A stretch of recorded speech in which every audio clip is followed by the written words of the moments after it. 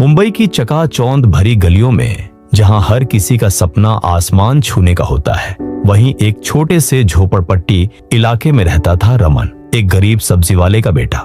उसके पिताजी रोज सुबह ठेले पर सब्जियां बेचते थे और रमन स्कूल जाने से पहले मंडी से सब्जियां लाने में उनकी मदद करता था। पढ़ाई सरकारी स्कूल में होती थी और होमवर्क स्ट्रीट लाइट के नीचे। रमन के पास ना अच्छे कपड़े थे, ना मोबाइल, ना सुविधाएं, लेकिन उसकी आंखों में एक सपना था, भारत के लिए रॉकेट बनाना, ISRO में वैज्ञानिक बनना। किताबों के पुराने पन्नों और टूटे चप्पलों के बीच पल रहा था उसका ख्वाब, जो किसी को दिखाई नहीं देता था, पर उसे पूरी तरह दिखाई देता था। एक दिन जब वह एक सोसाइटी में सब्जी देने गया तो वहां कुछ बच्चे चंद्रयान की बात कर रहे थे। रमन का दिल धड़क उठा। उसने पहली बार महसूस किया कि उसके सपनों को आवाज मिल रही है। उसी रात वह 5 किलोमीटर पैदल चलकर पब्लिक लाइब्रेरी गया और दरवाजे पर खड़ा हो गया। क्या मैं किताबें पढ़ सकता हूँ? उसने डरते हुए पूछा। लाइब्रेरियन ने उसे अंदर आने दिया। बस फिर क्या था, हर रात काम के बाद वह वहीं पहुंच जाता।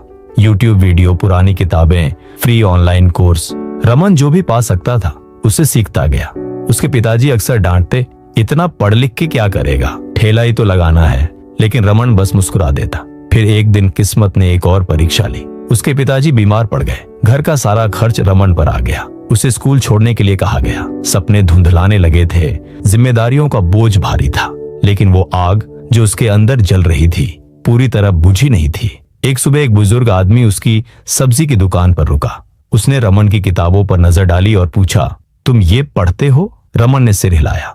वह व्यक्ति कोई और नहीं बल्कि रिटायर्ड ISRO वैज्ञानिक डॉ मेहता थे। उन्होंने रमन को अपने घर बुलाया और चाय पर उसकी पूरी कहानी सुनी। फिर बोले, तुम्हारी कहानी वही है जो हर बड़े इंसान की होती है, मुश्किलों से भरी, लेकिन हार मान ली तो सब खत्म। उन्होंने रमन को पढ़ाना शुरू किया। हफ्ते में 3 दिन ISRO की पुरानी फाइलें, गणित, विज्ञान, प्रेरणा।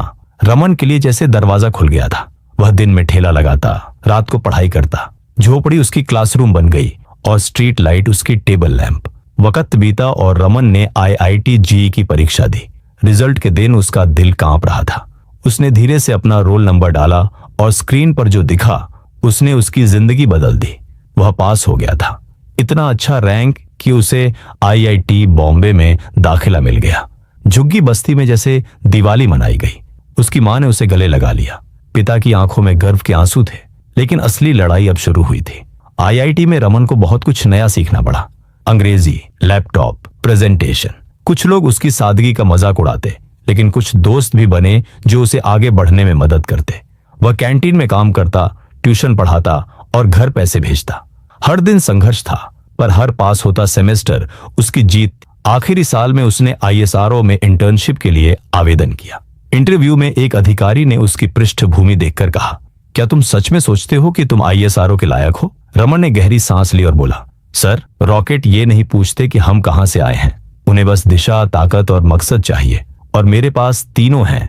कमरे में सन्नाटा छा गया। फिर मुस्कुराहटें आईं। रमन सिलेक्ट हो गया। इंटर्नशिप पूरी करने के बाद रमन को ISRO से नौकरी का ऑफर आया। Junior scientist. वही बच्चा जो कभी ठेले पर सब्जी बेचता था, अब भारत के लिए रॉकेट बनाने वाला था। उसने अपनी झुग्गी बस्ती लौटकर हफ्ते में 1 दिन बच्चों को पढ़ाना शुरू किया। वही स्ट्रीट लाइट, वही जगह, लेकिन अब एक नया सपना। वह सिर्फ खुद नहीं उठा था, औरों को भी साथ लेकर चल रहा था। समाचार पत्रों में उसके बारे में छपा, सोशल मीडिया पर लोग उसकी कहानी शेयर करने लगे। TEDx टॉक में उसने कहा, मैं झुग्गी में पैदा हुआ, पर मेरे सपने सितारों में थे। हर बच्चा सपना देखने का हकदार है, चाहे वो कहीं से भी हो, और हर सपने को चाहिए सिर्फ एक इंसान जो उस पर यकीन करे। आज रमन भारत के मंगल मिशन पर काम कर रहा है, लेकिन हर रविवार वह उसी कोने पर लौटता है जहां उसके पिता सब्जी बेचते थे, और बच्चों को पढ़ाता है, क्योंकि उसकी नजर में सफलता का मतलब अपनी जड़ों से भागना नहीं है, उन्हें बदलना है। अगर आपको ये कहानी पसंद आई तो किसी छोटे बच्चे तक जरूर पहुंचाइए। शायद अगला वैज्ञानिक वहीं से निकले। वीडियो को अंत तक देखने के लिए धन्यवाद। वीडियो अच्छी लगी हो तो वीडियो को लाइक करें और चैनल को सब्सक्राइब करें।